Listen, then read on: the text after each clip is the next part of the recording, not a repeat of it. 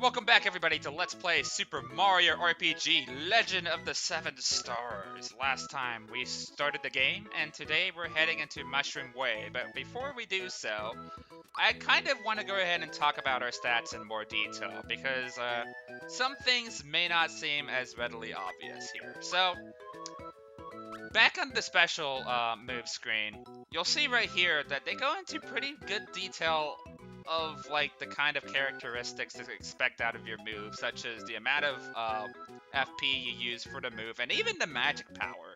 So you can definitely use this as a way to kind of gauge what moves would be best for each situation, if you're not worrying about exploiting weaknesses and what have you. But what we want to talk about is status, because this game's statistics are very interesting, to say the least. So, you have your attack and defense, and those are your physical stats.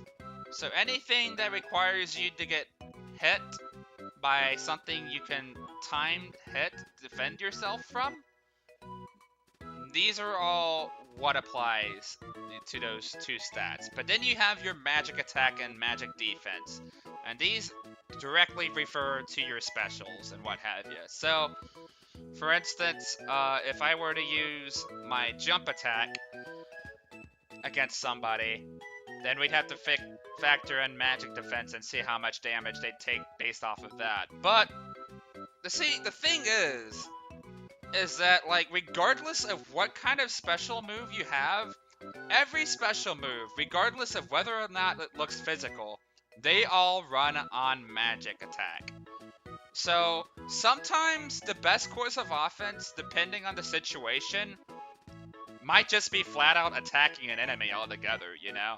And I feel like I want to mention this now, because that is a common mistake most people make when they first delve into Super Mario RPGs. That they think that, for the most part, their special attack is always going to be their most effective attack, when in reality, it's not always going to be the case, you know what I'm saying? So, magic attack, like, obviously, if, you know, the enemy's defense and magic defense stats are kind of average or balanced or whatever, then yeah, go for the magic attack. But otherwise, sometimes it's just best to flat out attack somebody. And then we have speed, and this is the real kicker here. Your speed stat never increases throughout the entire game. The speed you have now on the character you're playing as, that is the speed they're stuck with for the rest of the game. I kid you not. The only way you can enhance your speed is by collecting certain accessories that'll boost your speed. So, yeah, regardless of level ups, your speed will always stay the same. So, yeah, having something like a speed booster on hand is a lot more effective in this RPG than most other games, I feel like. And in this game's case, they're kind of broken, because everybody kind of runs at an average speed, you know? And then you put on an accessory, and all of a sudden you're at above average for speed. So, alright. With that out of the way, let's go ahead and get into Mushroom Way. So, the world map in this game functions differently compared to most other JRPGs at the time. Instead of, you know, going on the field map and fighting enemies on random encounters and shit, I feel like this is one of the earliest RPGs to actually utilize the fact that you have enemy encounters that are completely visible. So you can definitely pick and choose your battles. And since you can jump over enemies, evading enemies is a lot more effective in this game than most other RPGs. Because even in games like Radiant Historia, where there's presently, you know, enemies visible on screen, you're not always going to outrun them. But in this game, sometimes all it takes is a little hop and skip, and you're completely out of harm's way. And this is definitely something that makes Mario RPG a lot more accessible than most other games of its similar stature. So we have our Goombas. These are the weakest of the bunch. Not much to say about it.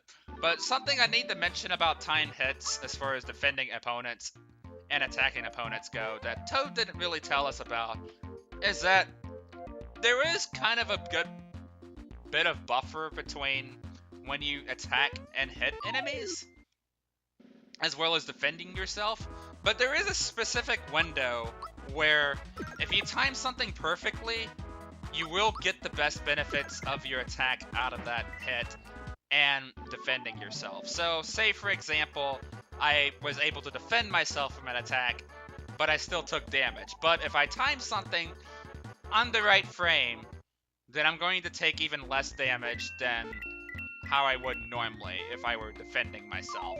You see what I'm saying? It's little things like that that really make the best out of every enemy encounter. So where it's less about, you know, fighting through monotony and not stat, but like, you know, basically keeping yourself healed up and all.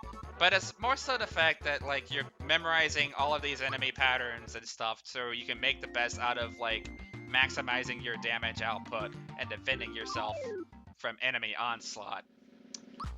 And again, this is something that very much so carries into other Mario RPGs, and why I feel like, you know, most people can play Mario RPGs just fine, but then when they go and get around to like playing a traditional RPG, they either get their ass kicked or they just couldn't get into those other games whatsoever, you know? But again, because this game plays more so off of like, you know, basic RPG fundamentals instead of like using unique like, you know, modifiers like Paper Mario and Luigi RPG do, on the other hand,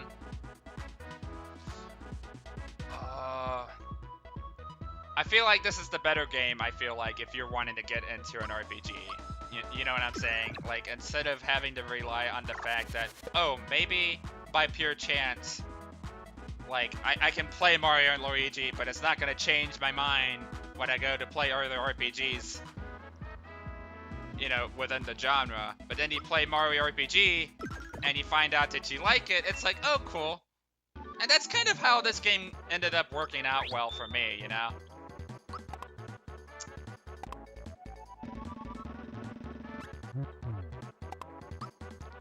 Well, I fucked up. I know that's a lot to digest within 5 minutes, but whew, I just can't help myself. And that Toad looks like he's in trouble. Let's do something about it. And keep in mind, we don't really have a shop nearby, at least not yet, so we definitely need to be sure that we're picking up mushrooms and stuff along the way. Otherwise, we could potentially be fucked or have to force ourselves into going back to our house to fill up our health, you know? Alright, so we got some honey syrup. Awesome. In case you couldn't tell, that's basically for if we need to fill up our FP after using up a lot of special moves on our repertoire.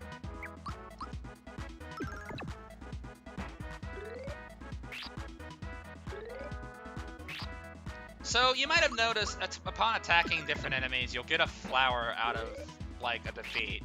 And these can range from a lot of different things. Some flowers will give you like free HP fill-ups. Others will let you play that game like I did and fail miserably. It's really up to chance. There's not really a specific set like flower for whatever something's gonna end up doing, and you just kind of have to like roll with it, you know? It just kind of happens, I guess. So we got Sky Troopas here. These guys are a little bit different from Goombas because unlike the Goombas, they have a fair bit of defense, but unlike Goombas, they're slow as molasses, meaning like they're slow enough to where we could potentially get in 2 hits in 1 turn sometimes. It just kind of happens. I don't really know what affects it, but it's something to keep in track of. But if you're coming into this game after playing other Mario RPGs, you might have noticed that regardless of how I run into an enemy, every encounter is the same. So not only are you unable to surprise opponents, you're not going to really have to worry about getting like ambushed either, you know, regardless of how these enemies approach you. And obviously that has its fair share of like good or bad to it, so it really just kind of depends on how you look at the situation, I suppose. that there is a flower. So, not only is speed one of those things where you can't gain from leveling up, FP isn't either. So FP you increase in a pretty interesting way, where it's not through level ups, but rather you find them on the overworld. So basically, whenever you run into a flower, you're pretty much guaranteed to fill up or maximize your FP by like 1 or 3 points. It really just depends on the size of the flower, honestly. And that's just all the more reason to look out for things, because not only are you looking out for armor and coins and money and shit, you're looking for ways to upgrade your characters as well.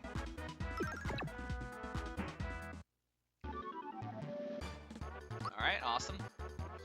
Okay, cool. So we have our level up bonuses. This might seem familiar to you if you've played, you know, Mario and Luigi before. So, upon each level up, you're given the opportunity to add a bonus on top of whatever has already increased. So right here, you can obviously see that there are already stats that are improving for us, but we can choose between these three to see if we want to improve one field over the other. So we have our HP, we have our physical stats, which involve physical attack and defense, and then we have our special stats, which involve our magic attack and magic defense. So you're getting, like, you're hitting 2 birds for the price of 1, and that's pretty interesting, so to say.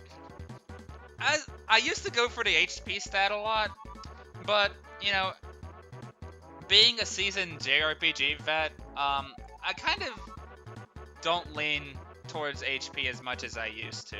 And I'm more of the kind of guy who likes to focus on raw damage output. So,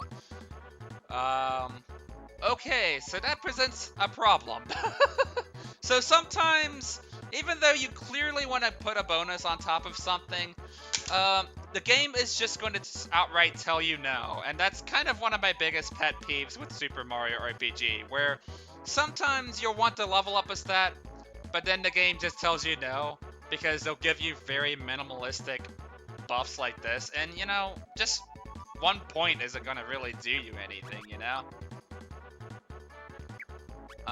But I don't really care for HP at this point in time. I'd definitely increase my attack power if they give me more. So what I'm gonna do instead is just go with magic attack for right now.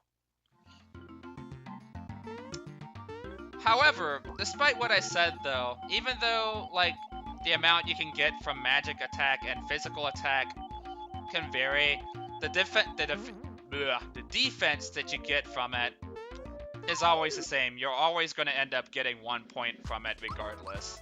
At least, that's what I think, I believe. I could be totally wrong. I'll have to confirm that later, because I haven't played this game in years. Alright, so this dude gave us a flower tab. Awesome. And we could use this to increase our FP.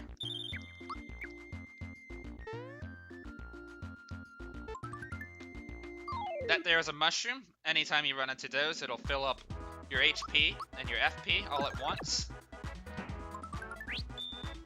Awesome. Let's go.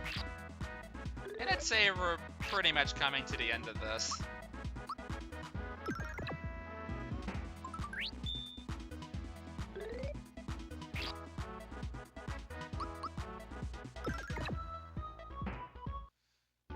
There we go.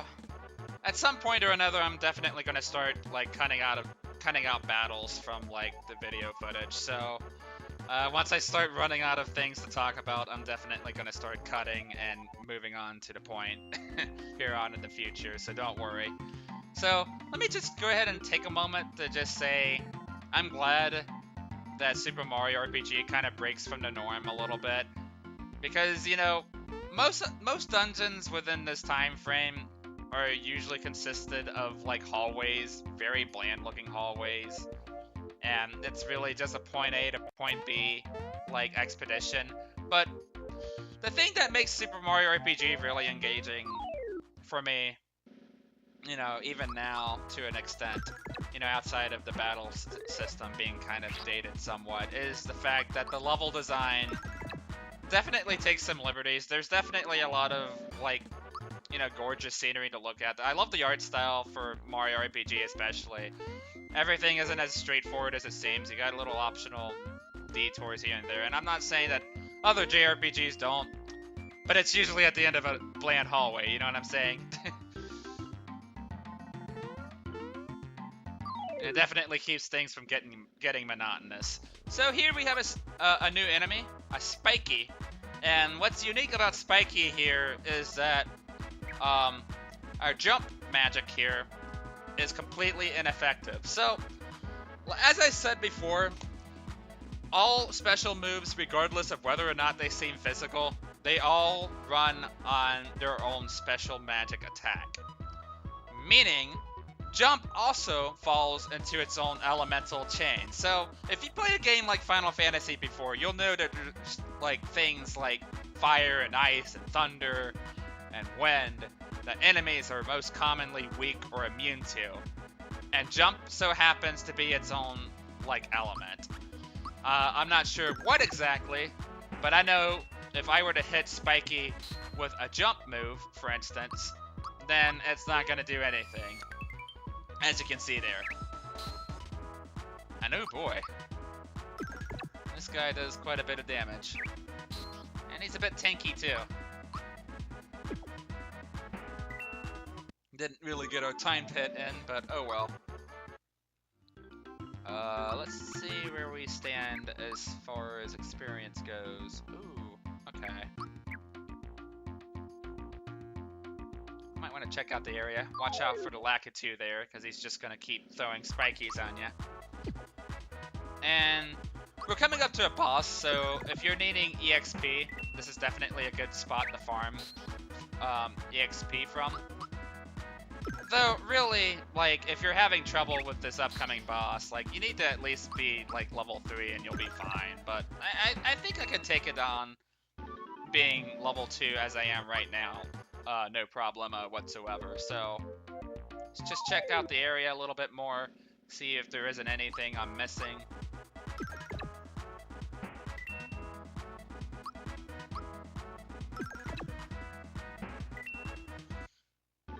Getting a lot of coins. Awesome.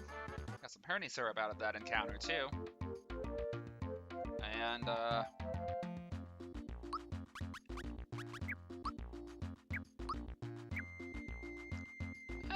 you know what? Let's fight one more enemy. Why not?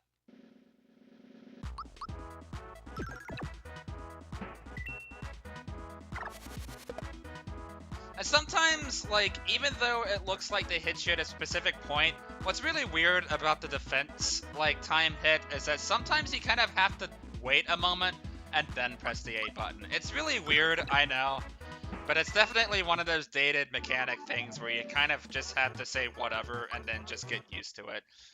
And it's not just the paratroopers, a lot of moves are like that too. So sometimes you'll just have to kind of wait and then press the A button before something comes into effect. Because the reality of it is that you have to press A right before Mario does his little animation where he gets hurt. You know what I'm saying?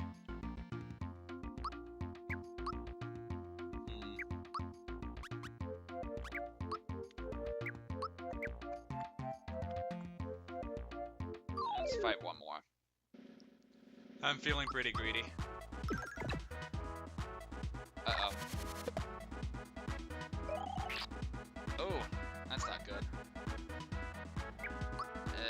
Yeah, let's heal up.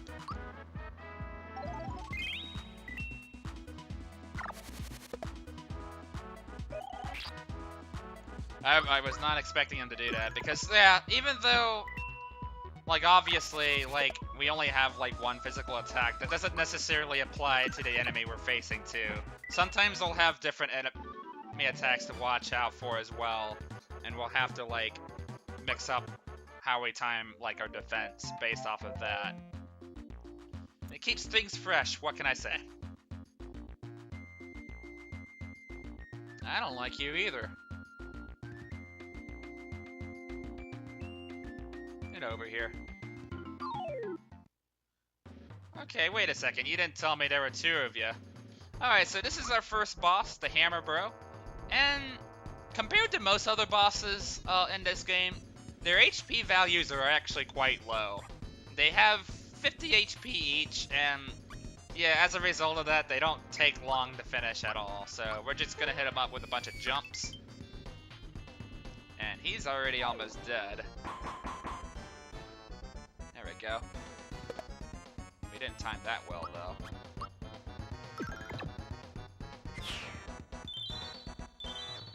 Got a lot of points from that. Awesome. Okay, so once one enemy remains here, he's going to start putting on Valor Up, and Valor Up is basically him increasing his physical defense. Or just defense in general, really. So it's going to take more than just a few measly hits to take care of him.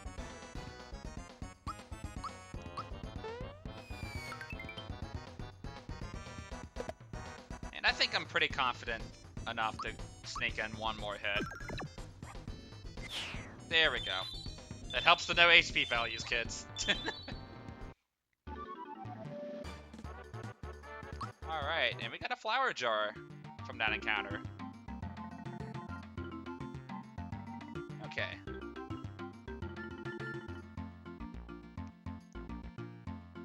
Yeah, it's a hammer. You don't need to tell me twice.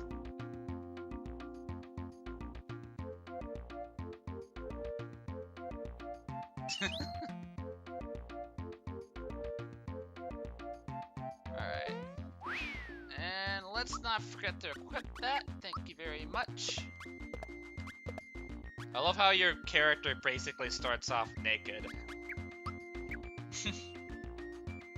Like, it's kind of weird too, because like in most other RPGs, like, your character starts off with something, but in this game, you basically don't have anything attached to your characters until you start getting them stuff. But yeah, it's pretty basic things, you know. Just a weapon, some armor, an accessory. Nothing along the lines of, like, say, like a shield or like a gauntlet or anything. It's a very interesting, yet... Yeah, I'd say this is a pretty good way of simplifying the equipment screen, more or less, you know? For those just trying to get into RPGs and figure out, okay, let's see how I'm distributing out my equipment. Because, you know, obviously in games like Paper Mario, you didn't really have to worry about that, but in, you know, Super Mario RPG being a bit more traditional compared to other Mario RPGs of its nature, you gotta rely on your JRPG wits.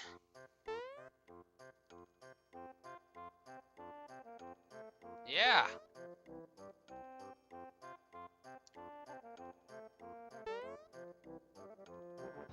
Oh, okay.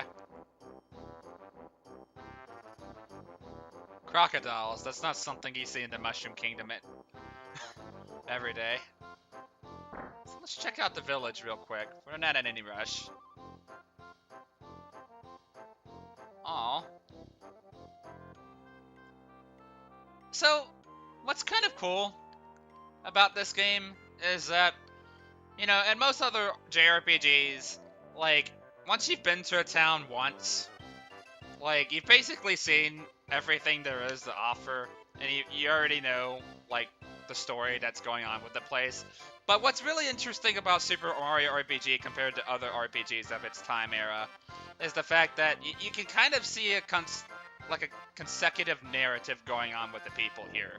And I'm, of course, referring to this couple here. And it's a pretty cool way of, like, you know, expanding, you know, the world here. Because, like, this is a very different iteration of the Mushroom Kingdom that's never really present again in other Mario games. Especially since Shigeru Miyamoto seems to be against creativity for some reason. So yeah, this is a very different, like, replication of the Mushroom Kingdom that you've probably never seen before. Like, trust me, this is probably the weirdest it gets, if I'm being honest here. And yeah, it's kind of interesting to see that, like, even though it's a Mario game at the end of the day, and there's not much story to expect out of it, you know, outside of, you know, certain examples like Paper Mario and 1,000-Year Door, obviously. It's cool to see that there is, like, a constant moving world, and you can see the citizens, you know, constantly moving forward with their life. And you know, the more you come back into here at later various portions of the game, you'll see their like relationship like moving forward. And of course, this doesn't obviously apply to everybody, but it's definitely there in some cases, you know.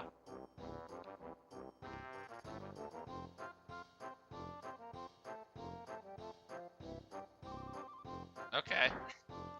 I don't really know what to say to that.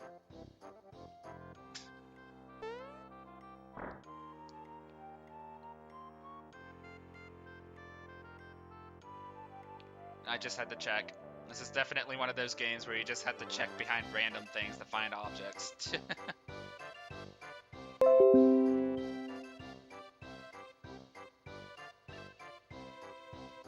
Hmm.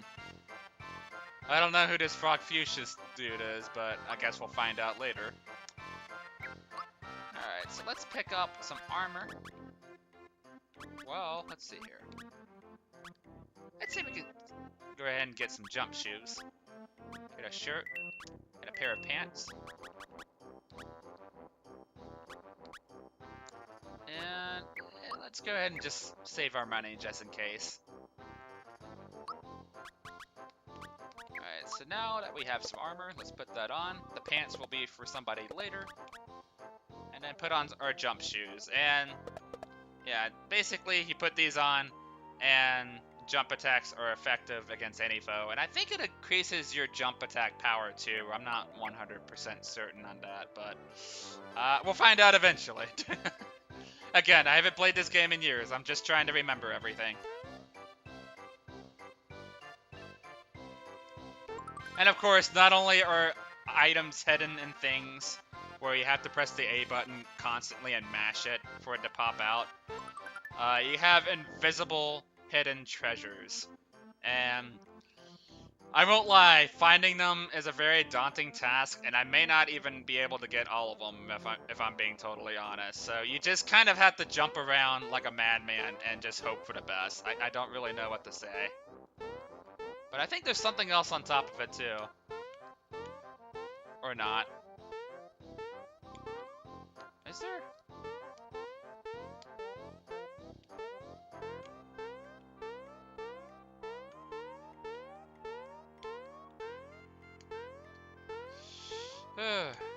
Okay.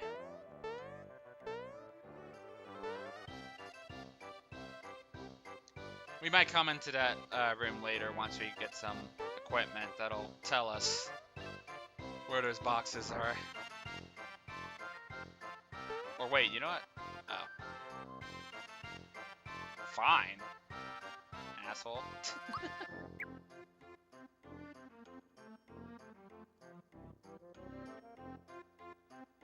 Oh, are you now?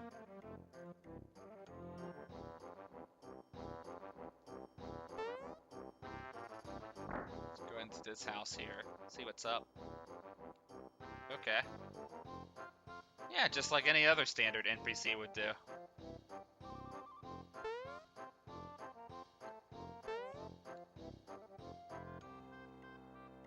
Sure.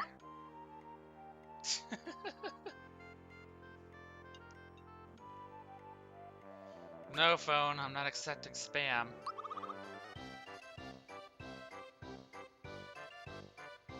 I like how he can't really just settle on one decision, so you can definitely play around with the choices there just to see the responses.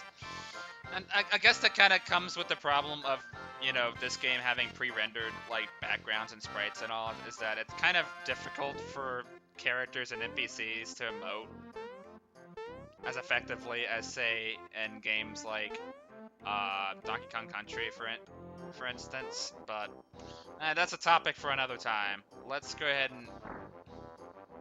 and save. And that's gonna be it for this episode. So next time on Let's Play Super Mario RPG, we're gonna head into the castle and tell the guys in there what happened. So see you guys then.